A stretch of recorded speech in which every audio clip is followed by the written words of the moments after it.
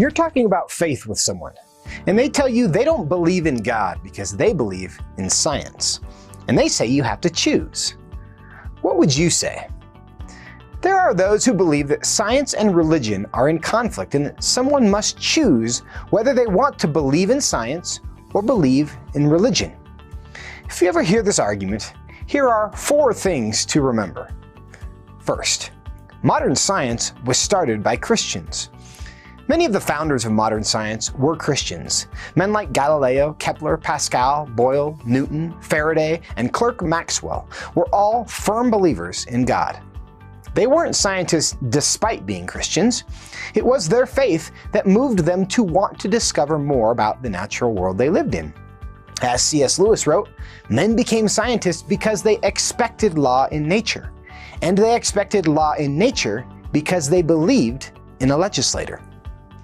Far from hindering modern science, faith in God was one of the motors that drove it. Second, many of the best scientists today are people of faith. Between 1901 and 2000, over 60% of Nobel laureates were Christians. If our best scientists are people with deep, sincere religious faith, there may be a misunderstanding by some about what religious faith is, but there cannot be an essential conflict between being a scientist and faith in God. Third, science explains how, religion explains why. One reason science and faith are not in conflict is that they are complementary. Imagine there's a boiling pot of water, and someone asks, "Why is this water boiling?" You could say, because heat energy from the gas flame is being conducted through the copper base of the kettle and is agitating the molecules of the water to such an extent that the water is boiling. This is a true statement. But you could also answer by saying, because I wanted a cup of tea. Though very different, this is also a true statement. One answer explains how the water boils, while the other answer explains what caused the conditions that made it boil. So it is with science and religion. They are not in conflict, they are complementary, as we seek to understand both how and why.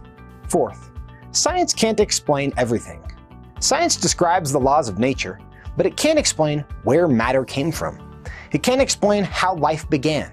It can't explain the purpose of our lives, what it means to love, or why we desire to do things we know we shouldn't do. It's not only possible to be curious about those big questions as well as scientific questions, but it's strange not to. The fact is, science and religion are not a mutually exclusive choice. Instead, it's more like learning to walk and chew gum. So next time someone tells you science and religion are in conflict, remember these 4 things. Modern science was started by Christians. You don't start fields of study you don't believe in. Many of the best scientists today are people of faith. 60% of Nobel laureates in the 20th century were Christians. Science considers how. Religion considers why. They aren't in conflict, they are complementary. And science doesn't explain everything. It's not only okay to think about things beyond the realm of science, it's healthy. For What Would You Say? I'm Joseph Backholm.